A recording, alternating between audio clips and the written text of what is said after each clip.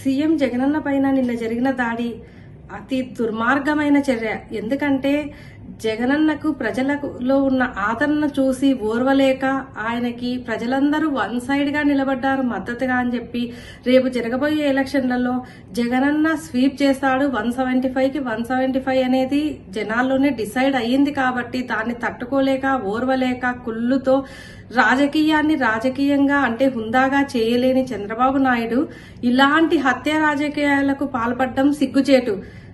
మరి పైపెచ్చు ఆయన మాట్లాడే మాటలు ఎంత విడ్డూరంగా ఉన్నాయంటే ఇదంతా నటన అంటున్నాడు.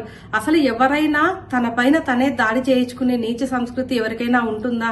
అలాంటి చంద్రబాబు నాయుడు గారు లాంటి వాళ్ళకి అలాంటి ఆలోచనలు వస్తాయి. ఎందుకంటే పచ్చకామెర్ల వాడికి లోకమంతా పచ్చగా కనిపించినట్టు వాళ్ళ బుద్ధులు అలాంటివి కాబట్టి వాళ్ళకు ప్రతి ఒక్కరు అలాగే కనిపిస్తారు.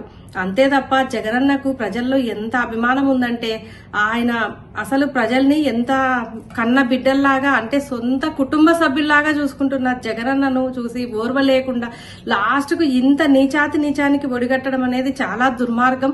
ప్రజలందరూ గమనిస్తున్నారు. నిన్న జరిగిన ఘటనతోనే అందరికీ అర్థమైపోయింది జగనన్నకు ప్రజల్లో ఎంత అభిమానం ఉంది. ఆయన 175కు 175 సీట్లు గెలవబోతున్నారని ముందే తెలుసు. కానీ నిన్నటితో అందరికీ ద్రోపడింది. అది ఆ విషయం ఇంకా తెలుసుకున్న చంద్రబాబు నాయుడు ఏమీ చేయలేక ఆయన నటించడం స్టార్ట్ చేశాడు. చంద్రబాబు నాయుడే ఒక పెద్ద నటుడు. ఆయన గురించి ప్రతి ఒక్కరికి తెలుసు. ఆయన లేనిపోని వాగ్దానాలు ఇస్తారు, తర్వాత అవన్నీ తుంగలో దొక్కుతారు, ప్రజలను మోసం చేస్తారు. ఆయన చంద్రబాబు నాయుడు అంటేనే అవినీతికి అబద్దాలకు మరో పేరు.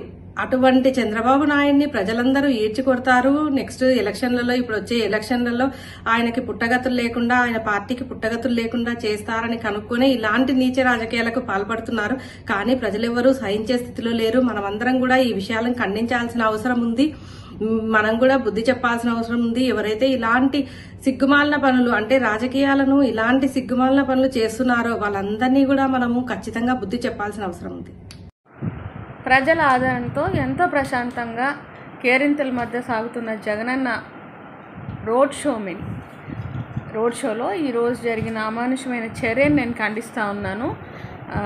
ఇది ఖచ్చితంగా కమ్మవాళ్ళు ఈరోజు ఇప్పుడే బొండా ఉమా పోస్ట్ ట్వీట్ చూసాము. కొండపైన అమ్మవారు, కొండ కిందకు అమ్మవారు అని.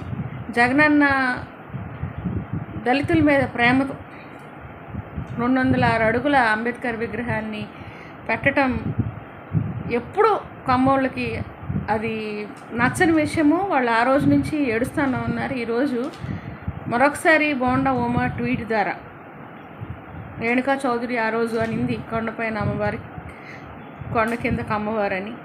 అదే ట్వీట్ బోండా ఉమా కూడా చేశాడు.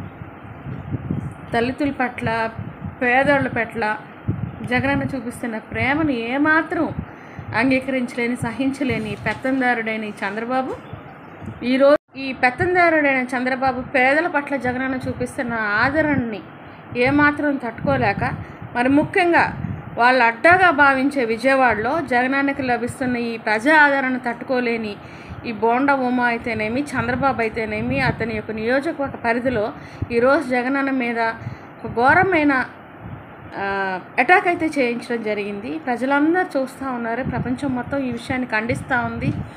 అందరికీ క్లియర్గా అర్థమవుతుంది. ఒక ప్రొఫెషనల్ చేత ప్రాణం తీయించాలని జగనన్న మీద ఈ అటాక్ అయితే జరగడం జరిగిందని అందరికీ అర్థమవుతోంది.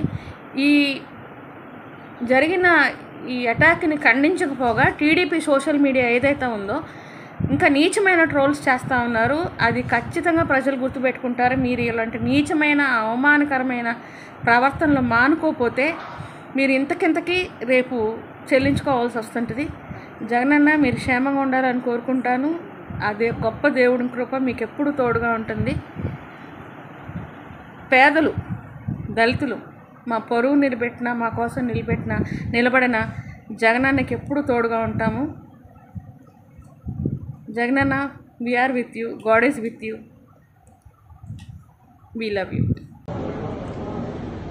నిన్న ఎన్టీఆర్ జిల్లా విజయవాడలో జరిగినటువంటి బస్సు యాత్రకి జగనన్నని చూడడానికి, జగనన్న చెప్పేటువంటి మాటలు వినడానికి ఒక్కసారైనా సరే జగన్మోహన్ రెడ్డి గారిని కల్లారా చూడాలి అనుకునేటువంటి అభిమానులందరూ కూడా లక్షలాదిగా వచ్చి జగనన్నని చూడడానికి, జగనన్నని అభిమానించడానికి వస్తే అదంతా కూడా చూసి తట్టుకోలేనటువంటి పచ్చ మీడియా, పచ్చమంద, అలాగే చంద్రబాబు నాయుడు, లోకేష్, పవన్ కళ్యాణ్, బీజేపీ కూటమి బ్యాచ్ అంతా కలిసి జగనన్నని డైరెక్ట్ గా ఎదుర్కొనే దమ్ము లేక, సత్తా లేక, దొంగచాటుగా గుంటనక్కలాగా రాళ్లతో దాడి చేసి జగనన్నని గాయపరచడం జరిగింది. నిజంగా ఒక రాజకీయ నాయకుడి లక్షణాలు ఏవి కూడా చంద్రబాబు నాయుడుకి అండ్ కోకి లేవని చెప్పేసి దీని ద్వారా అర్థమైంది. ఈ రోజు జగనన్న గెలుపు తథ్యం. జగనన్న ఖచ్చితంగా రెండోసారి ముఖ్యమంత్రి కాబోతా ఉన్నారు. జగనన్న ఆంధ్ర రాష్ట్ర ప్రజలందరి గుండెల్లో కూడా చిరస్థాయిగా నిలిచిపోయేటటువంటి గొప్ప నాయకుడు అని చెప్పేసి ప్రజలు ఆల్రెడీ తీర్పుని ఇచ్చేశారు. ఆ తీర్పుని తట్టుకోలేక, వీళ్ళ ఓటమిని వీళ్ళు ఒప్పుకోలేక, జగనన్న గెలుపుని ఒప్పుకోలేక ఇటువంటి పనికిమాలిన పనులన్నీ చేస్తూ మా నాయకుడిని నిన్న గాయపరిచే విధంగా, నిజంగా నిన్న ఆ సంఘటన చూసుకున్నట్లయితే పాపం అన్ని కిలోమీటర్ల నుంచి జగనన్న ప్రజలకి అభివాదం చేసుకుంటూ, ప్రజల్ని పలకరించుకుంటూ వస్తా ఉంటే ఉన్నట్టుండి ఆ రాయి తీసుకొని కొడితే ఎంత దెబ్బ తగిలి మనిషి గిలగిల్లాడిపోయాడు అనేది అందరం కూడా చూసాము. మీరేదో ఒక రాయితో కొట్టి జగనన్నని బాధ పెట్టారు అనుకుంటున్నారేమో. రేపటి రోజున ఎన్నికలు అయిపోయి రిజల్ట్స్ వచ్చే నాటికి అంతకన్నా పెద్ద దెబ్బ మీ కూటమి బ్యాచ్కి తగలబోతా ఉంది. మీరందరూ కూడా ఓడిపోయి ఆ ఓటమిని చవి చూసే రోజు దగ్గరకు వస్తుంది. జగనన్న గెలుపుని కూడా చూసే రోజు దగ్గరలోనే ఉంది.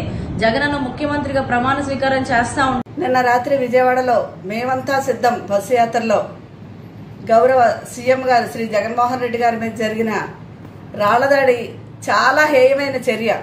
ఈ విషయంలో మహిళలందరూ కూడా ముక్త కంఠంతో ఖండిస్తున్నారు. రాష్ట్ర ప్రజలందరూ కూడా ముక్త కంఠంతో ఖండిస్తున్నారు. ఇది చాలా బాధాకరమైన విషయం. నిజంగా కంటి దగ్గర తగిలిందా, పైన కంటికి తగిలినా, కణత దగ్గర తగిలినా ఎంత ప్రమాదం జరిగేది. అంటే వీళ్ళ టార్గెట్ జగన్మోహన్ రెడ్డి గారిని ఏదో చెయ్యాలనే పెట్టుకున్నారు. దీనికి మాత్రం బాధ్యత చంద్రబాబు నాయుడు గారు, లోకేష్ గారే వహించాలి. ఎందుకంటే వీళ్ళ వ్యాఖ్యలు కూడా అలాగే ఉన్నాయి. మొన్న 2 రోజుల క్రితం చంద్రబాబు నాయుడు గారు మాట్లాడుతూ ఒకటే చెప్పారు, నేను పవన్ కలవడం వల్ల అగ్నికి వాయువు తోడైనట్లుంది అని చెప్పారు. అంటే అగ్నికి వాయువు తోడైతే ఏమవుతుంది? అదే చేయాలని ఉద్దేశంతో కూర్చున్నారు. ఆ విషయంగానే అందరినీ రెచ్చగొట్టి, తెలుగుదేశం శ్రేణుల్ని, జనసేన శ్రేణుల్ని రెచ్చగొట్టి ఏదో విధంగా అరాచకం సృష్టించాలనుకున్నారు.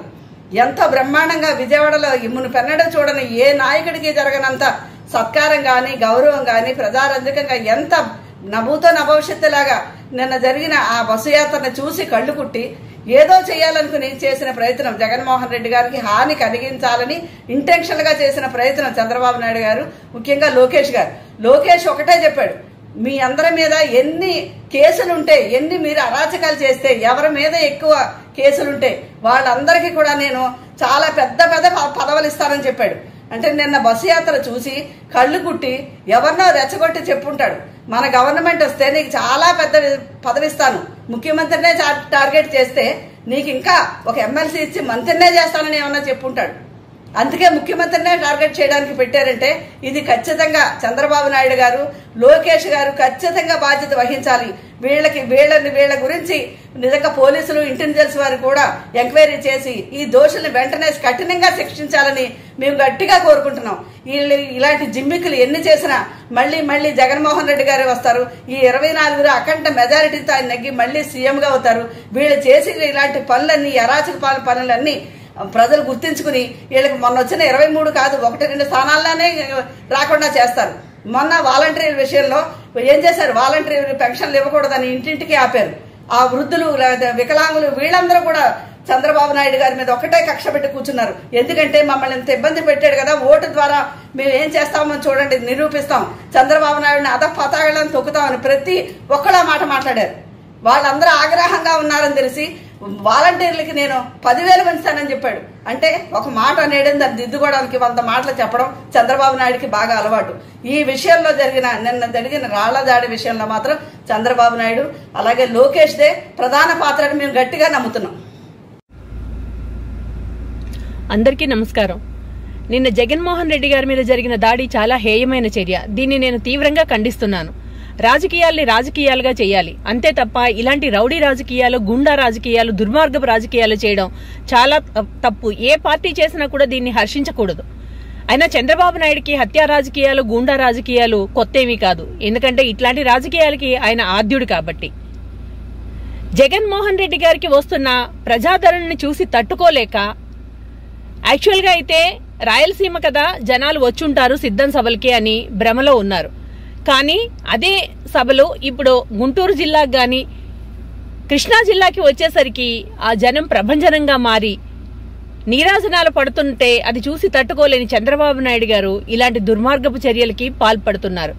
చంద్రబాబు నాయుడు గారు అండ్ ఎల్లో బఫూన్స్ మీకు చెప్పేది ఒకటే, అరచేతిని అడ్డుపెట్టి సూర్యుడిని ఆపడం, ఇలాంటి చిల్లర చేష్టలు చేసి జగన్మోహన్ రెడ్డి గారి ప్రభంజనాన్ని ఆపాలనుకోవడం మీ వల్ల కాదు గాని వేరే దారులు ఎంచుకోండి. అవసరమైతే ప్రజల్లోని మద్దతును కూడగట్టుకోండి, అంతే తప్ప ఇలాంటి పిచ్చి పిచ్చి చర్యలు మాత్రం చేయకండి. మీరు విసిరిన ఈ రాయే రేపు మీ రాబోయే ఎన్నికల్లో మీ రాజకీయ సమాధికి పునాది రాయి కాబోతుంది. దీనికి మీరందరూ సిద్ధంగా ఉండండి. రాష్ట్ర ముఖ్యమంత్రి వర్యులు జగన్మోహన్ రెడ్డి గారి మీద జరిగిన దాడికి రాష్ట్రం మొత్తం కూడా ఈ రోజున కన్నీళ్లు పెట్టుకునే పరిస్థితి కనపడుతుంది. ముఖ్యంగా రాజకీయాల్లో రాజకీయంగా ఎదుర్కోవాలి తప్పనిచ్చి ఇలా దాడులు చేయటం అనేది అంత నీచమైన రాజకీయాలు ఎక్కడా ఏ రాష్ట్రంలో జరుగుండదు. కేవలం చంద్రబాబు నాయుడు గారి ఆలోచన వల్లనే ఇలాంటివి జరుగుతాయి. ఎందుకంటే ఆయనకి ఓడిపోతాము అన్న భయం పట్టుకొని ఈ రోజున అందరితో కూటమి అని బీజేపీ జనసేన అందరితో కూటమి అయినా కూడా ఓడిపోతాము అని సర్వేలు వచ్చేటప్పటికి ఇవాళ 10 సర్వేలు కూడా ఇవాళ జగన్మోహన్ రెడ్డి గారు గెలుస్తారు అని బల్లగుద్ది చెప్పిన తరుణంలో ఈ రోజున జీర్ణించుకోలేక జగన్మోహన్ రెడ్డి గారినే హత్య చెయ్యాలి అన్న ఉద్దేశంతో ఈ రకమైన దాడి చేపించింది చంద్రబాబు నాయుడు గారు. ఏమంటే మీరు గమనిస్తే ఇక్కడ తగిలింది, కొంచెం ముందుకొస్తే కన్ను పోయేది, నవరకాంత మీద పడితే ప్రాణం పోయేది. ఎక్కడన్నా మీరు దేశ చరిత్రలో ఇంత నీచమైన పనులు చేయటం మీరు చూశారని చెప్పేసి నేను తెలియపరచుకుంటున్నాను.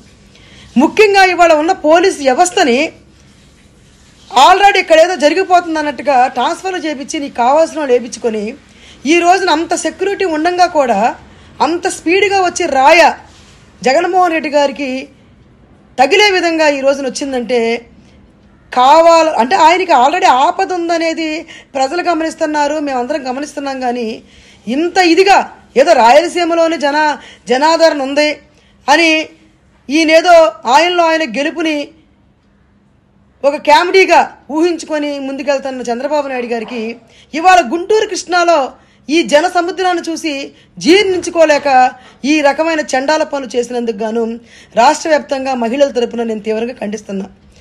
మీరు రాజకీయంగా మీరు ఎదుర్కోండి. మేము రేపొద్దున ఎలక్షన్లోకి వెళ్ళటానికి మేమేం చేసామని చెప్పుకొని వెళ్ళండి, మేమేం చేసామని చెప్పుకొని వెళ్ళటానికి మేము ముందుంటాం. అసలు నువ్వు ఏమీ చేయలేదు, నువ్వు ఓడిపోతామని జనాలు తీర్పునిచ్చే ఇచ్చిన సమయంలో నువ్వు ఈ రకంగా చేసావంటే జనాలు అందరూ గమనిస్తున్నారు. జగన్మోహన్ రెడ్డి గారిని హత్య చేయటానికి నువ్వు ఈ కుట్రలు చేశావని పబ్లిక్ గమనిస్తున్నారు. దయచేసి నేను ఒక పిలుపునిస్తున్నాను.